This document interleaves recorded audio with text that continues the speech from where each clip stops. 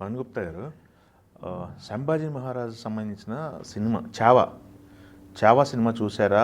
చూసిన తర్వాత మీకేమనిపించింది? ఈ వీడియోస్ చూస్తున్న చాలామంది జనాలు ఎమోషన్ అవుతున్నారు సినిమా చూసిన తర్వాత. అసలు సినిమాలో ఏం చూపించారు? మీరు చూసారు కాబట్టి మీ అభిప్రాయం ఏంటి? సార్, ఎమోషన్ అవ్వడంలో ఏమీ ఇదేం లేదు. ఎందుకనంటే ఒక స్వరాజ్య స్థాపకుడిని అదే చూస్తున్న తర్వాత స్లోగన్స్ చేస్తున్నారు, ఏడుస్తున్నారు, కన్నీళ్ళు పెట్టుకున్నారు. ఎస్ దాంట్లో డౌట్ అక్కర్లే. అయితే దీంట్లో ఆయన అసలు యాక్చువల్గా పెట్టిన టార్చర్ని ఒక 5 to 10% చూపించుంటారు. 5 to 10% చూపిస్తేనే వీళ్ళు ఇంత ఎమోషన్ అవుతున్నారంటే అసలు ఒరిజినల్ టార్చర్ అంటే ఆయన పెట్టిన టార్చర్స్ అన్నీ దాన్ని ఇచ్చేస్తే అసలు ఇంకా మీరు తట్టుకోలేరు. ఆయన పెట్టిన టార్చర్లు ఆనాటి కాలంలో ఉన్నటువంటి ఔరంగజేబ్ దర్బారీలు రాసినటువంటి బుక్స్ ఉన్నాయి. వాటిల్లో అసలు వాడు చేసినటువంటి అకృత్యాలు అన్నీ ఇన్ని కాదు. దీంట్లో అఫ్కోర్స్ మనకు తెలిసినటువంటి విషయమే, బాలీవుడ్ నిర్మాతలకి ఎక్కడో ఒక సాఫ్ట్ కార్నరు వాళ్ళ మీద ఉంది. ఓకే, యాక్చువల్గా జరిగిన ఇది ఇప్పుడు 2 మతాల మధ్య జరిగింది. అది ఓకే, ఇస్లాంని వ్యాప్తి చేయడానికి ఔరంగజేబు నడుం కట్టినటువంటి వాడు. అందుకే అనేక దేవాలయాల్ని కూల్చాడు. ఇప్పుడు కాశీ దేవాలయం కూల్చింది అతనే. మధుర అఫ్కోర్స్ వాళ్ళ తాత అయోధ్య రామ మందిరాన్ని. వాళ్ళల్లో ఇప్పుడు ఒక చిన్న విషయం అండి, మన దౌర్భాగ్యం ఏంటంటే మన హిస్టరీని మనం రాసుకోలేదు సార్. మన హిస్టరీని వేరే వాళ్ళు రాసి మన చేత చదివించారు. ఇది ప్రధానంగా జరిగిన ఇది. దోచుకోవడానికి వచ్చినటువంటి ఈ దేశాన్ని దోచుకోవడానికి వచ్చినటువంటి వాళ్ళ చరిత్ర మన చరిత్రగా వాళ్ళు చాలా గొప్పవాళ్ళుగా మనకు చూపిస్తూ ఇప్పటిదాకా సినిమాలు అట్లే వచ్చినాయి. ఇప్పుడిప్పుడే కళ్ళు తెరుస్తున్నాయి. చావా అంటే పులి బిడ్డ అని. శివాజీ మహారాజు పులి అయితే సంభాజీ మహారాజు పులి బిడ్డే అవుతాడు. సో ఇక్కడ ఒక సాఫ్ట్ కార్నర్ని వాళ్ళ వైపు చూపించాలి అనేది నాకు బాలీవుడ్లో క్లియర్గా అర్థమైంది. ఈ సినిమాలో కూడా అదే జరిగింది. ఇప్పుడు యాక్చువల్గా ఆయన టార్చర్ పెట్టినటువంటి కారణం ఏమిటంటే నువ్వు ఇస్లాం స్వీకరించు అని. ఓకే, ఇప్పుడు 2 రాజుల మధ్య గొడవ అండి, అంత టార్చర్ పెట్టాల్సిన అవసరం లేదుగా. చంపేస్తే చంపేయచ్చు. టార్చర్ పెట్టడం అంటూ జరిగింది అని అంటే దేనికి టార్చర్ పెట్టారు? ఇంకోటి ఏదో కారణం ఉండాలి కదా. అంతే. ఆ కారణం ఏమిటి? అంటే ఔరంగజేబు ఇప్పటి వరకు చేసుకొచ్చినటువంటి వీటన్నిటినీ వాడు చేసిన దుర్మార్గాలన్నింటినీ కానీ చూస్తే దీనికి కారణం అర్థమైపోద్ది. ఓకే, ఇప్పుడు గురు తేజ్ బహదూర్, మీరు పేరు విన్నారా? గురు, మీకు ఇట్లాంటి కథలు కూడా కాదు, ఇట్లాంటి సంఘటనలు. కథలు అంటే మళ్ళా ఏదో కల్పితమనో లేకపోతే చరిత్ర, ఇట్లాంటి చరిత్రలు కోకొల్లలు మన చరిత్రలో. కానీ ఒక్కటి కనిపించరు మనకి. గురు తేజ్ బహదూర్ని మంట పెట్టి దాని మీద గాగు పెట్టి దాంట్లో ఆయన్ని కూర్చోబెట్టి మంట పెట్టారు. గోవింద్ సింగ్ కుమారులు 11-13 ఏళ్ల కుర్రవాళ్ళని ఇస్లాం స్వీకరించలేదని సజీవంగా సమాధి చేశారు. ఇవన్నీ మనకు అసలు బయటకు రావు. మీకు సార్ ఎన్ని అకృత్యాలు జరిగినాయో అన్ని అకృత్యాలు జరిగినాయి సార్.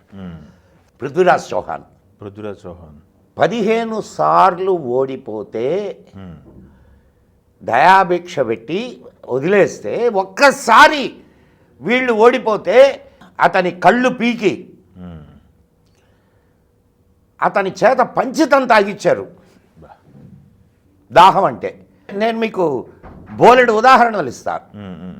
ఈ సినిమాలో చివరి ఘట్టం. చరిత్ర అంతా బాగానే తీసుకొని వచ్చాడు, కానీ ఏదో చాలా లైట్గా వాళ్ళు చేసిన అకృత్యాలని, ఇప్పుడు ఆడవాళ్ళని తీసుకొని వెళ్ళిపోయేవాళ్ళు. నేను చెప్తున్నది కాదు ఇది, ఆ టైంలో వాళ్ళ దర్బారీలు రాసినటువంటి పుస్తకాలు చెప్తున్నాయి. ఔరంగజేబు దర్బారీలు రాసిన పుస్తకాలు అవి పుస్తకాలు చెప్తున్నాయి. ఆడవాళ్ళని ఎత్తుకుపోయేవాళ్ళు, బానిసలుగా అమ్మేసేవాళ్ళు, లేకపోతే జనానాలో వాడుకునేవాళ్ళు. కొన్ని రోజులు వాడుకొని వాళ్ళని ఎవరికో ఒకరికి గిఫ్ట్గా ఇచ్చేవాళ్ళు. ఎంత హీనంగా సార్, ఒక్క విషయం ఆలోచించండి బాగా. ఎంత దాష్టీకం లేకపోతే, ఎంత నికృష్టమైనటువంటి ఇది లేకపోతే, ఆడవాళ్ళు వీళ్ళ చేతుల్లో పడడం కంటే మరణించడం మేలని మంటల్లో దూకి చచ్చిపోయారు. అవునా కాదా? వీళ్ళ సైన్యం ఏ త్రోవనైతే నడుస్తుందో మొత్తం ఆ ఏరియా గ్రామాలతో సహా తుడిచిపెట్టేసేవాళ్ళు. యుద్ధ నీతులు ఉన్నాయి సార్. యుద్ధ నీతుల ప్రకారం మనము ఏదైనా గ్రామం మీదుగా వెళ్ళినప్పుడు ఆ గ్రామస్తుల్ని టచ్ చేయకూడదు, స్త్రీ బాల వృద్ధుల్ని అస్సలు టచ్ చేయకూడదు, గ్రామానికి సంబంధించిన పంటలు నాశనం చేయకూడదు. కానీ వీళ్ళు గ్రామాల మీద పడి దోచుకునేవాళ్ళు, ఆడవాళ్ళని ఎత్తుకుపోయేవాళ్ళు. యుద్ధ నీతి అనేది పాటించలేదు అసలు. ఇప్పుడు మీకు దోపిడి దానికి యుద్ధ నీతి ఏంటి సార్? అదే మీరు నేను రాజులు, ఇద్దరం కొట్టుకున్నాం, మన ఇద్దరి మధ్య యుద్ధ నీతి ఉంటుంది. దోపిడీ చేయడానికి వచ్చిన దొంగలకి యుద్ధ నీతి అనేది ఎక్కడ ఉంటుంది? ఓకే. అయితే శివాజీ మహారాజ్ కానీ ఆయన కుమారుడు సంభాజీ మహారాజ్ కానీ వీళ్ళు అనుసరించినటువంటి యుద్ధ రీతులు ఏవైతే ఉన్నాయో వాళ్ళకు అనుగుణమైనటువంటి యుద్ధ రీతులు, ఓకే, గెరిల్లా విధానాన్ని వీళ్ళు అనుసరించారు.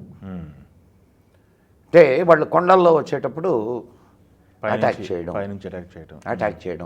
రహస్యంగా అటాక్ చేయడం. వాళ్ళది లక్షల సైన్యం, వీళ్ళది వేల సైన్యం. బాగా ఆలోచించండి. సో అండ్ ఇక్కడ ఆ ఎమోషన్ మీకు ఇటువైపు ఆ ఎమోషన్ ఉంటుందో ఉండదో నేను చెప్పలేను, కానీ మహారాష్ట్రకు కానీ వెళితే గుండెలు బాదుకుంటారు ఆయన పెట్టిన చిత్రహింసలకి. అన్ని చిత్రహింసలు పెట్టినా మతం మారడానికి ఇష్టపడినటువంటి ధీరుడు సంభాజీ మహారాజ్. ఓకే. ఆ చరిత్ర వాళ్ళకు తెలుసు సార్, చాలా చాలా హృద్యంగా తీశాడు. అయితే అసలు నిజంగా జరిగినటువంటి దీనికంటే కూడా అక్కడ ఓన్లీ 10% మాత్రమే చూపించారు. లైటర్ వేలో వెళ్ళాడు. లైటర్ వేలో వెళ్ళాడు. ఇంకొకటి అక్కడ అదే ఏదైతే కారణం ఉందో, ఏది ఇస్లాంను స్వీకరించమని చెప్పినటువంటి ఒత్తిడి ఏదైతే ఉందో ఆ ఒత్తిడిని చూపించాల. ఓకే, అదొకటి. అసలు ఇంకొక ఇదేంటంటే, అంటే లైట్గా ఇప్పుడు చెప్పండి, బాలీవుడ్కు ఉండే లక్షణం, బేసిక్ లక్షణం అది. అఫ్కోర్స్ నిదానంగా దాని నుంచి బయటకు వస్తున్నారు. ఇట్లాంటి సినిమాలు, ఈ సినిమాని ఇట్లా తీయడం అని అంటే కూడా ఒక అప్రిషియేట్ చేయాల్సినట్టు, అంటే నిదానంగా వాళ్ళ యాటిట్యూడ్ మారుతుంది అనేదానికి ఇది సంకేతం. ఇక జిజియా పన్ను అనేది ఎంత భయంకరమైందో ఒక్కసారి మీరు చరిత్ర పుటల్లోకి వెళ్తే అర్థమవుతుంది. వాడు జిజియా పన్ను విధించేవాడు ఎవరు అంటే కాఫిర్ల మీద. కాఫిర్ అని అంటే నాన్ ముస్లిం హిందువుల మీద. నువ్వు జిజియా పన్ను కడతావా, ఇస్లాంలోకి మారుతావా? జిజియా పన్ను కట్టేవాళ్ళు ఇస్లాంలోకి మారకుండా. అది ఎట్లా తెలుసా? చెప్పండి. మామూలుగా ఎట్లా, నేను డబ్బులు ఇస్తే మీరు ఎట్లా తీసుకుంటారు? అది ఇచ్చేవాడి చెయ్యి పైన ఉంటుంది, తీసుకునేవాడి చెయ్యి కింద ఉంటుంది. అట్లా తీసుకోకూడదు. తీసుకునేవాడి చెయ్యి పైన ఉండాలా, ఇచ్చేవాడి చెయ్యి కింద ఉండాలా. అండ్ తీసుకున్న తర్వాత ఊస్తారు. పిలక పెట్టుకుంటే పన్ను, పెళ్ళి చేసుకుంటే పన్ను. నీ దేశంలో నీ రాజ్యంలో ఏదైనా నీ సాంప్రదాయబద్ధమైనటువంటి పండుగ చేసుకుంటే పన్ను, దాన్ని జిజియా పన్ను అంటారు. జిజియా పన్ను అని చెప్పి చెప్పాడు కానీ సినిమాలో దాన్ని ఎస్టాబ్లిష్ అసలు ఏంటి ఈ జిజియా పన్ను అనేది చెప్పలేదు. అంటే బహుశా సినిమాకుండే టైం కన్స్టెంట్ అండ్ ఈ సెన్సార్ బోర్డుల ఇవన్నీ వాటిని కూడా కన్సిడర్ చేయాలి. కానీ సినిమా మాత్రం టోటల్గా starting to ending it's a good movie. Okay. Lakshman Mutkar direction చాలా బాగుంది.